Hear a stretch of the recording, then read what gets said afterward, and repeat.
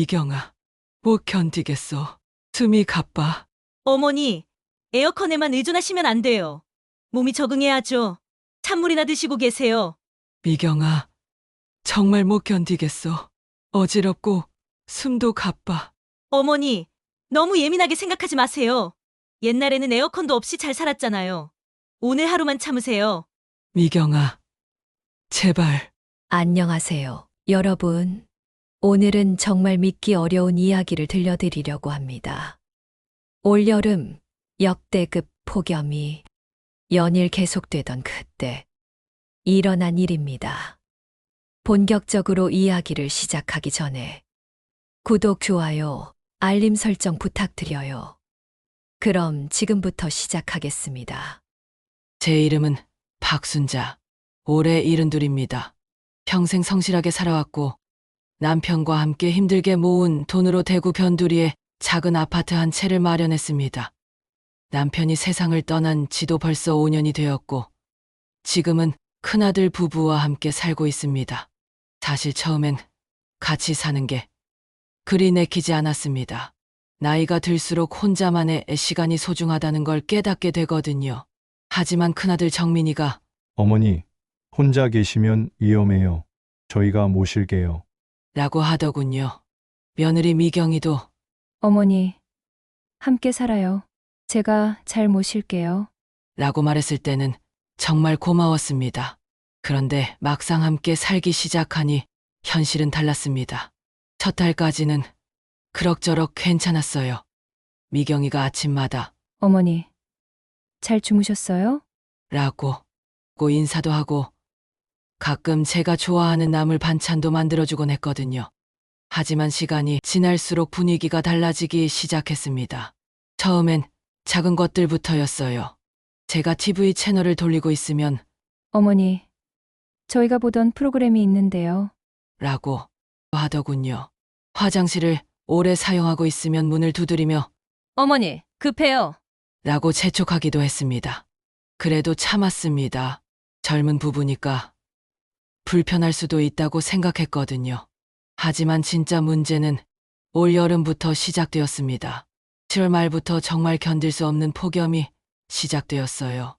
연일 38도, 39도를 오르내리는 무더위였습니다. 뉴스에서도 역대급 폭염이라고 연일 보도하고 특히 노인분들은 외출을 자제하고 충분한 수분 섭취와 냉방에 신경 쓰라고 당부하더군요. 그런데 이상하게도 며느리 미경이의 표정이 점점 어두워지더군요. 전기요금 고지서를 들여다보며 혀를 차고 에어컨 리모컨을 자꾸만 만지작거렸습니다. 어머니, 전기세가 너무 많이 나왔어요. 8월 초 어느 날 미경이가 고지서를 들고 와서 말했습니다. 그래? 얼마나 나왔는데? 작년 같은 달보다 15만 원이나 더 나왔어요. 에어컨을 너무 많이 틀어서 그런 것 같아요. 솔직히 말하면 저도 전기세가 부담스럽긴 했습니다. 하지만 이 더위에 에어컨 없이는 정말 견딜 수가 없었어요. 특히 제 나이에는 더위가 정말 위험하다고 의사 선생님도 말씀하셨거든요. 미경아, 그래도 이 더위에 에어컨 없이는 못 살겠다. 전기세는 내가 더 내줄게. 아니에요, 어머니. 그게 문제가 아니라 환경을 생각해야죠. 요즘 지구온난화가 심각하잖아요. 환경 이야기를 꺼내니 뭐라고 할 말이 없더군요. 하지만 속으로는 내가 죽으면 환경이 더 좋아지겠네라는 생각이 들었습니다. 그날부터 미경이의 에어컨 견제가 시작되었습니다. 제가 에어컨을 틀면 어머니, 선풍기로는 안 돼요? 라고 하더군요. 온도를 24도로 맞춰놓으면 몰래 27도로 올려놓고 저녁에 자려고 하면 밤에는 안 틀어도 될 것 같은데요. 라고 말했습니다. 미경아, 나이 든 사람은 체온 조절이 잘 안 돼서 위험하다고 하더라. 어머니, 너무 시원한 곳에만 있으면 오히려 몸이 적응을 못해요. 적당한 더위는 견뎌야죠. 정민이에게도 말해봤지만 소용없었습니다. 어머니, 미경이 말도 일리가 있어요. 전기세도 부담되고 라며 며느리 편을 들더군요. 그러던 8월 중순 어느 날이었습니다. 그날은 특히나 더웠습니다. 아침부터 기상청에서 폭염 경보를 발령했고 낮 최고 기온이 40도까지 오를 것이라고 예보했어요. TV에서는 온종일 노인분들과 어린이는 절대 외출하지 마시고 충분한 냉방과 수분 섭취를 해달라. 라고 당부하더군요. 아침에 정민이와 미경이가 출근하면서 어머니, 오늘 정말 덥다고 하니까 조심하세요. 물 많이 드시고요. 라고 인사를 했습니다. 그런데 이상하게도 미경이의 눈빛이 평소와 달랐어요. 뭔가 결심을 한 것 같은 오전 10시쯤 되니까 벌써 집 안 온도가 30도를 훌쩍 넘더군요. 평소 같으면 바로 에어컨을 틀었을 텐데 며느리 눈치가 보여서 선풍기부터 틀어봤습니다. 하지만 선풍기에서 나오는 바람마저 뜨거웠어요. 마치 드라이기 바람 같더라고요. 11시가 되니 더 이상 참을 수가 없었습니다. 숨이 가빠지고 어지럼증까지 느껴졌어요. 결국 에어컨을 틀었습니다. 시원한 바람이 나오는 순간 살겠다는 생각이 들더군요. 그런데 오후 2시쯤 갑자기 에어컨이 꺼졌습니다. 리모컨을 아무리 눌러도 반응이 없더라고요. 처음엔 고장인 줄 알았어요.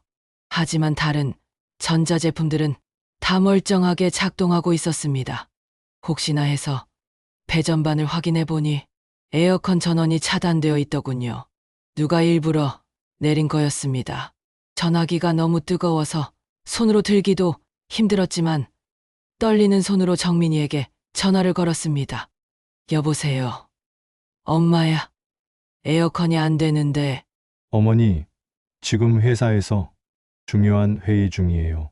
나중에 퇴근하고 확인해 드릴게요. 정민아, 정말 더워서 못 견디겠어. 에어컨 전원이 꺼져 있던데. 어머니, 지금은 정말 바빠요. 선풍기라도 틀고 계세요. 뚜뚜뚜. 전화가 끊어졌습니다. 그 순간 깨달았어요. 미경이가 출근하면서 일부러 에어컨 전원을 내린 거였습니다. 배전반은 높은 곳에 있어서 제가 혼자서는 손을 댈 수가 없었어요. 의자를 가져다 놓고 올라가려고 했지만 어지러워서 넘어질 뻔했습니다. 이 나이에 넘어지면 큰일 나는 건 뻔하잖아요. 시간이 갈수록 집 안은 찜통이 되어갔습니다. 온도계를 보니 실내 온도가 37도까지 올라가 있더군요. 숨쉬기도 힘들고 심장이 빨리 뛰기 시작했어요. 옷은 땀으로 흠뻑 젖었고 목이 바짝 말랐습니다. 물을 마시려고 냉장고를 열었는데 냉장고 안물도 미지근했어요. 얼음은 다 녹아버렸고요. 수돗물은 뜨거워서 마실 수가 없었습니다. 미경이에게도 전화를 걸어봤어요. 여보세요. 미경아. 어머니, 무슨 일이세요? 지금 손님 응대 중인데. 미경아. 에어컨이 안 돼서 너무 더워. 전원이 꺼져 있는데 좀 어떻게 해줄 수 있어? 그러자 미경이가 차갑게 말하더군요. 어머니, 제가 출근할 때 말씀드렸잖아요. 오늘 전기세 절약하자고. 선풍기만 틀고 계세요. 저녁에 집에 가서 켜드릴게요. 미경아, 정말 못 견디겠어. 어지럽고 숨도 가빠. 어머니, 너무 예민하게 생각하지 마세요. 옛날에는 에어컨도 없이 잘 살았잖아요. 오늘 하루만 참으세요. 미경아, 제발. 뚜뚜뚜. 또 전화가 끊어졌습니다. 그때야 확실히 알았어요. 이건 실수가 아니라 의도적이었다는 걸. 며느리가 일부러 저를 고생시키려고 한 거였습니다. 오후 4시가 되니 정말 한계였어요. 머리는 띵띵하고 속은 메스꺼렸습니다. 화장실에 가려고 일어났다가 휘청거려서 벽에 기대야 했어요. 이러다가 정말 큰일 나겠다는 생각이 들더군요. 이웃집 김 씨한테라도 도움을 청해야겠다 싶어서 문을 열려고 했는데 현관문이 안 열렸습니다. 문 손잡이를 아무리 돌려도 꿈쩍도 안 하더군요. 위아래로 여러 번 시도해봤지만 소용없었어요. 그제야 깨달았습니다. 미경이가 밖에서 현관문을 잠가놓고 간 거였어요. 이럴 수가! 다리에 힘이 빠져서 그 자리에 주저앉았습니다. 이건 단순히 전기세를 아끼자는 게 아니었어요. 아예 저를 집에 가둬놓고 고문하려는 거였습니다. 베란다 문으로라도 나가볼까 했지만 저희는 15층이에요. 베란다에 나가봐야 더 뜨거운 공기만 들어올 뿐이었습니다. 게다가 베란다 바닥은 뜨거워서 발을 디딜 수도 없었어요. 시간이 지날수록 상황은 더욱 나빠졌습니다. 오후 5시경에는 실내 온도가 39도까지 올라갔어요. 제 몸은 땀으로 범벅이 되었고 탈수 증상이 시작되었습니다. 입술이 바짝 말랐고 혀도 거칠거칠해졌어요. 화장실에서 찬물이라도 마시려고 했지만 수도꼭지에서 나오는 물도 미지근했습니다. 온수가 따로 필요 없을 정도였어요. 얼굴에 물을 끼얹어 봤지만 금세 마르더군요. 하느님, 제가 무슨 죄를 지었길래. 거실 바닥에 누워서 눈을 감았어요. 숨쉬기가 점점 힘들어졌습니다. 가슴이 답답하고 머리가 지끈지끈 아팠어요. 그때 휴대폰이 울렸습니다. 며느리였어요. 어머니, 어떻게 지내세요? 많이 더우시죠? 목소리에는 조롱하는 듯한 느낌이 있었어요. 미경아, 제발 집에 좀 들어와줘. 어머니, 저 아직 일 안 끝났어요. 오늘 야근해야 할 것 같아요. 아무래도 밤 10시는 되어야 들어갈 수 있을 것 같네요. 미경아, 정말 못 견디겠어. 숨이 가빠. 어머니, 에어컨에만 의존하시면 안 돼요. 몸이 적응해야죠? 찬물이나 드시고 계세요. 그런데 그 순간 전화 너머로 에어컨 소리가 들렸습니다. 미경이가 있는 곳은 시원했던 거예요. 미경아, 너 지금 에어컨 틀어놓고 있지? 순간 전화 너머가 조용해졌습니다. 에어컨 소리를 들킨 걸 알고 당황한 거예요. 어머니, 회사는 다르잖아요. 손님들이 와서. 그럼 나는 사람이 아니야? 너희 편의를 위해서 나를 이렇게 고문해도 되는 거야? 어머니, 너무 심하게 말씀하시네요. 고문이라니. 그냥 하루만. 미경아, 제발 집에 와서 문 좀 열어줘. 정말 죽을 것 같아. 어머니, 저 진짜 바빠요. 저녁에 봐요. 뚜뚜뚜. 또 전화가 끊어졌습니다. 그 순간 정말 절망적이었어요. 이 사람이 정말 제가 죽어도 상관없다고 생각하는구나 싶었습니다. 오후 6시가 되니 몸에 이상 신호가 왔어요. 식은땀이 줄줄 흐르면서 온몸이 떨리기 시작했습니다. 심장 박동은 더욱 빨라졌고 호흡도 가빠졌어요. 열사병 증상이었습니다. 화장실 거울을 보니 얼굴이 새빨갛게 달아올라 있더군요. 눈도 충혈되어 있었고요. 정말 위험한 상황이라는 걸 직감했습니다. 다시 정민이에게 전화를 걸었어요. 정민아, 엄마야, 정말 위험해. 빨리 집에 와. 어머니, 지금 회식 중이에요. 무슨 일이세요? 에어컨을 켜줘. 미경이가 전원을 내렸어. 문도 잠가놨어. 어머니, 술 드셨어요? 말씀이 이상하네요. 제 말이 어눌해진 걸 술 때문이라고 오해하더군요. 사실은 탈수와 열사병으로 의식이 흐려지고 있었는데 말이에요. 정민아, 제발 119를 불러줘. 어머니, 괜찮으시면 내일 이야기해요. 지금 상사분들이랑 있어서. 정민아! 전화가 또 끊어졌습니다. 그 순간 정말 화가 났어요. 아니, 분노를 넘어서 원망이 치솟았습니다. 내가 평생 저들을 위해 살았는데 이렇게 나를 버리다니. 오후 7시가 되자 제 몸은 완전히 한계에 도달했습니다. 거실 바닥에 누워 있는데 천장이 빙글빙글 돌더군요. 구역질이 올라오고 의식이 몽롱해졌어요. 이러다 정말 죽는구나. 그런 생각이 들면서 서러움이 밀려왔습니다. 내가 이렇게 죽으면 미경이는 뭐라고 할까? 어머니가 갑자기 쓰러지셔서 라고 거짓말을 하겠지요. 마지막으로 한 번만 더 시도해보자 싶어서 벽에 기대고 일어났어요. 휴대폰을 간신히 들고 112에 전화를 걸었습니다. 여보세요. 경찰서입니다. 저 좀 도와주세요. 집에 갇혀서 에어컨도. 할머니, 주소가 어떻게 되세요? 천천히 말씀해 주세요. 북구, 구구동, 구구 아파트, 1508호. 무슨 일이신지 자세히 말씀해 주실 수 있으세요? 며느리가 에어컨 전원을 끊고 문을 잠가놨어요. 40도 더위에 정말 죽겠어요. 할머니, 혹시 가족분들과 연락이 안 되시나요? 아들은 회식 중이고 며느리는 일부러 이렇게 했어요. 알겠습니다. 지금 출동하겠습니다. 조금만 기다려 주세요. 전화를 끊고 나서 안도감이 들었어요.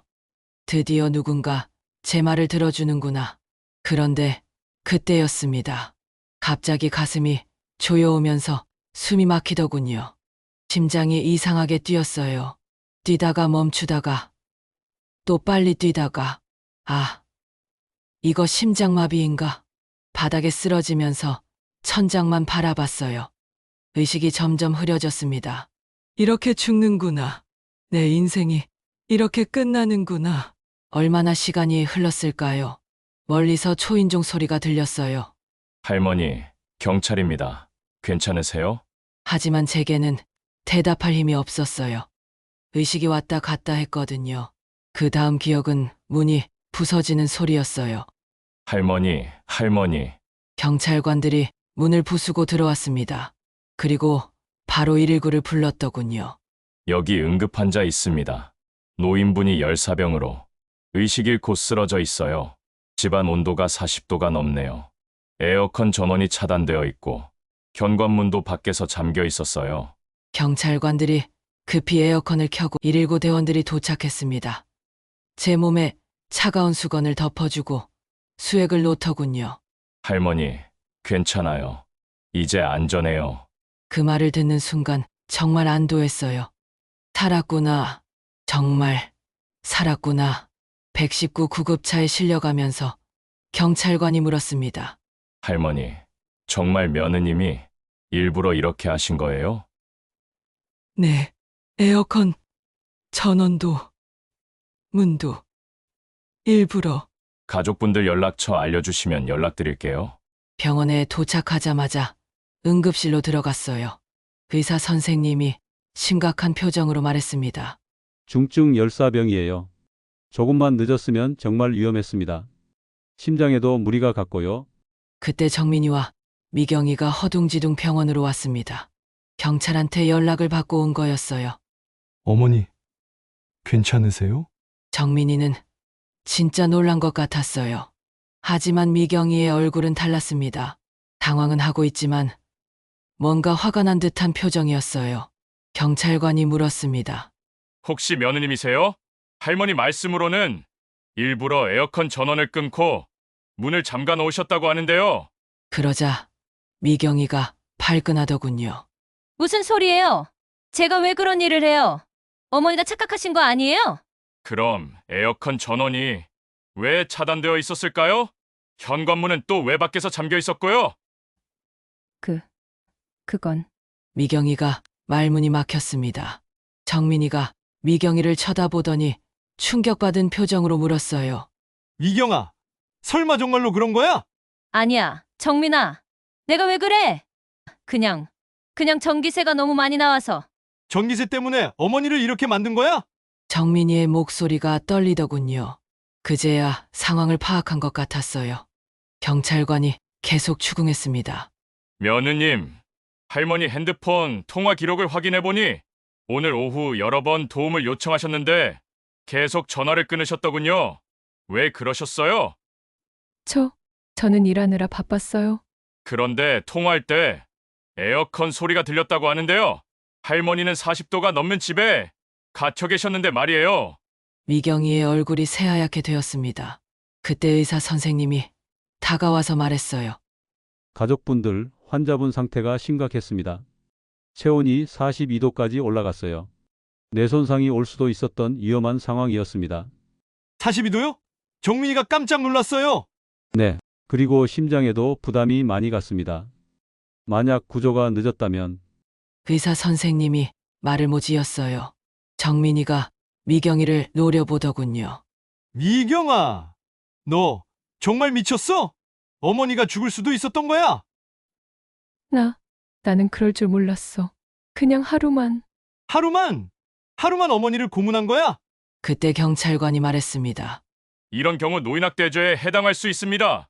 생명에 위험을 가한 중대한 사안이에요. 노인학대죄요? 미경이가 다급해졌어요. 네, 특히 동거 가족이 의도적으로 노인을 위험에 빠뜨린 경우는 가중처벌을 받을 수 있습니다. 미경이가 제게 다가와서 말했어요. 어머니, 죄송해요.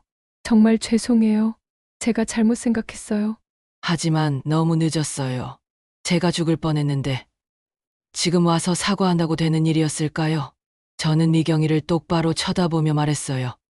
미경아, 너는 나를 죽이려고 했구나. 어머니, 아니에요. 정말 그럴 의도는. 40도 더위에 에어컨 끊고 문 잠가 놓고 전화도 끊고 이게 죽이려는 게 아니면 뭐야? 미경이가 울기 시작했어요. 하지만 저는 전혀 동정심이 들지 않더군요. 경찰관이 말했습니다. 일단 조사를 위해서 저에 같이 가셔야 할 것 같습니다. 조사요? 정민이가 놀랐어요. 네, 노인학대 혐의로 신고가 접수되었으니까요. 며느님도 함께 가셔야 합니다. 미경이가 더욱 울음을 터뜨렸어요. 어머니, 제발 선처해 주세요. 제가 정말 잘못했어요. 하지만 저는 냉정하게 말했어요. 미경아, 내가 나한테 선처를 바랄 자격이 있다고 생각해? 그 순간 정민이가 제게 말했어요. 어머니, 미경이가 잘못한 건 맞지만 그래도 가족 아니에요? 가족. 저는 씁쓸하게 웃었어요. 가족이 가족을 죽이려고 하나? 정민이는 할 말이 없어 보였어요. 며칠 후 미경이는 경찰서에서 조사를 받았고 노인학대죄로 기소되었습니다. 뉴스에도 나왔어요. 폭염에 시어머니 에어컨 끊고 감금한 며느리 구속이라는 제목으로 말이에요. 그런데 이게 끝이 아니었습니다. 진짜 천벌은 그 다음부터 시작되었거든요. 먼저 미경이가 다니던 회사에서 해고 통보를 받았어요. 노인학대범이라는 소문이 퍼지면서 회사 이미지에 타격을 준다는 이유였습니다. 어머니, 이제 저희가 어떻게 살아요? 미경이가 울면서 말했어요. 하지만 저는 아무 말도 하지 않았어요. 자업자득이잖아요. 그리고 일주일 후 더 큰일이 터졌습니다. 미경이의 친정어머니께서 갑자기 저희 집에 찾아오셨어요. 얼굴이 새파랗더군요. 사돈댁 우리 미경이가 정말 그런 일을 했나요? 미경이 어머니는 뉴스를 보고 오신 거였어요. 네, 정말로 그랬어요. 40도 더위에 저를 가둬놓고 아이고, 내가 딸을 어떻게 키웠길래. 미경이 어머니가 눈물을 흘리더군요. 그런데 그분이 더 큰 충격적인 이야기를 해주셨어요. 사돈댁 사실은 미경이가 어렸을 때부터 이상했어요. 동네 할머니들한테 심한 장난을 치고 길고양이를 괴롭히고. 저는 철이 없어서 그런 줄 알았는데. 그런 일이 있었어요? 네, 중학교 때는 같은 반 할머니 도우미를 하면서 할머니 지갑에서 돈을 훔치기도 했어요. 그때도 들켜서 큰일 났었거든요. 미경이 어머니의 말을 듣고 나니 소름이 돋더군요. 이 사람이 원래부터 노인을 우습게 보는 성격이었던 거예요. 사돈댁 정말 죄송해요. 제가 딸을 잘못 키웠어요. 미경이를 데려가겠어요. 그날 저녁 미경이 어머니가 딸을 데리러 왔어요. 미경이는 울면서 싫다고 했지만 소용없었어요. 너 같은 년은 내 딸이 아니야. 남의 어머니를 그렇게 대하다니. 미경이 어머니가 딸을 호되게 꾸짖더군요. 그리고 저에게 말했어요. 사돈댁 인연을 절대 용서하지 마세요. 법대로 하세요. 미경이가 친정으로 쫓겨나면서 정민이는 혼자가 되었어요. 그런데 정민이도 회사에서 눈치를 받기 시작했더군요. 정민 씨, 댁 부인 일로 회사 이미지가 안 좋아졌어요. 당분간 중요한 프로젝트에서 빠져주세요. 정민이의 승진도 취소되었고 동료들도 피하기 시작했어요. 회사 사람들이 어머니를 그렇게 대하는 며느리를 둔 남편이라고 뒷말을 하더군요. 엄마, 이제 어떻게 하면 좋을까요? 정민이가 풀이 죽어서 말했어요. 정민아, 이게 다 내가 평소에 미경이를 제대로 안 말렸기 때문이야. 정민이는 할 말이 없었어요. 사실이니까요. 한 달이 지나고 미경이의 재판이 시작되었어요. 법정에 섰을 때 미경이는 완전히 다른 사람이 되어 있더군요. 야윈 얼굴에 초췌한 모습이었어요. 피고인 김미경, 노인학대죄로 기소된 사건에 대해 어떻게 생각하십니까? 판사님이 물으시니까 미경이가 울면서 대답했어요. 죄송합니다. 제가 정말 잘못했습니다. 검사가 제 병원 기록을 제출했어요. 체온 42도, 중증 열사병, 심장 부정맥, 모든 게 기록되어 있었어요. 피해자는 생명의 위험까지 있었습니다. 이는 단순한 가정불화가 아닌 심각한 범죄 행위입니다. 결국 미경이는 징역 8개월의 집행유예 2년을 선고받았어요. 그리고 사회봉사 명령 200시간. 그것도 양로원에서 해야 한다고 했어요. 피고인은 앞으로 2년간 노인복지시설에서 봉사활동을 하면서 본인의 잘못을 반성하시기 바랍니다. 판사님의 말씀이 마음에 들었어요. 노인을 괴롭힌 사람이 노인들을 돌보는 일을 해야 한다니 참 적절한 벌이라는 생각이 들었거든요. 법정을 나오면서 미경이가 저에게 다가왔어요. 어머니, 정말 죄송해요. 용서해 주세요. 저는 차갑게 말했어요. 미경아, 용서는 하늘이 하는 거야. 나는 그냥 내가 받을 벌을 받게 한 것뿐이야. 그날 이후로 미경이는 매일 양로원에 가서 어르신들을 돌보기 시작했어요. 처음에는 정말 싫어하더군요. 하지만 시간이 지나면서 조금씩 변하는 것 같았어요. 어느 날 정민이가 말했어요. 엄마, 미경이가 양로원에서 할머니, 할아버지들한테 정말 잘해준다고 해요. 많이 반성하고 있는 것 같아요. 그래? 그럼 다행이지. 하지만 저는 여전히 미경이를 믿지 않았어요. 사람이 그렇게 쉽게 변할까요? 그런데 6개월이 지나고 정말 놀라운 일이 일어났어요. 어느 날 미경이가 양로원에서 돌보던 할머니 한 분이 갑자기 쓰러지셨대요. 그런데 미경이가 바로 119를 부르고 심폐소생술을 하면서 할머니의 생명을 구했다는 거예요. 어머니, 미경이가 정말 달라졌어요. 양로원 어르신들이 미경이를 딸처럼 아끼신다고 해요. 정민이가 감동받은 표정으로 말했어요. 그리고 그날 저녁 미경이가 직접 저를 찾아왔어요. 예전과는 완전히 다른 모습이었어요. 겸손하고 진중해 보였어요. 어머니, 정말 죄송했어요. 그때 제가 얼마나 끔찍한 일을 했는지. 양로원에서 할머니, 할아버지들을 돌보면서 깨달았어요. 미경이가 눈물을 흘리며 말했어요. 어머니, 제가 돌보는 할머니 중에 저와 비슷한 며느리 때문에 고생하신 분이 계세요. 그분 이야기를 들으면서 제가 어머니께 얼마나 큰 상처를 드렸는지 알게 됐어요. 그리고 미경이는 제 앞에 무릎을 꿇었어요. 어머니, 진심으로 용서해 주세요. 앞으로는 정말 효도하는 며느리가 되겠어요. 어머니께서 편안하게 지내실 수 있도록 제가 모든 걸 하겠어요. 그 순간 미경이의 진심이 느껴졌어요. 이 사람이 정말 변했구나. 미경아, 일어나거라. 이제 알겠다. 저는 미경이를 일으켜 세우며 말했어요. 사람은 누구나 실수를 할 수 있어. 중요한 건 그 실수를 통해서 배우는 거지. 그날부터 미경이는 정말 달라졌어요. 매일 아침 제 안부를 묻고 제가 좋아하는 음식을 해주고 병원 갈 때마다 함께 가주었어요. 지금도 미경이는 양로원 봉사를 계속하고 있어요. 이제는 봉사가 아니라 자원봉사로 말이에요. 할머니, 할아버지들이 제게 인생을 가르쳐 주셨어요라고 하더군요. 여러분, 이 이야기를 통해서 말씀드리고 싶은 건 이거예요. 아무리 가족이라고 해도 잘못은 잘못이에요. 하지만 진정으로 뉘우치고 변하려는 사람에게는 용서와 새 기회를 줄 수 있다는 거죠. 그리고 노인을 함부로 대하면 반드시 그에 맞는 벌을 받게 되어 있어요. 하지만 진심으로 반성하면 용서받을 수도 있다는 것도 기억해 주세요. 지금 이 영상이 도움이 되셨다면 구독 버튼을 꾹 눌러주시고 좋아요와 알림 설정도 부탁드려요. 여러분의 소중한 사연도 댓글로 남겨주시면 다음 영상에서 소개해 드릴게요. 모든 어르신들이 따뜻한 사랑을 받으며 행복하게 지내시길 바라겠습니다. 감사합니다.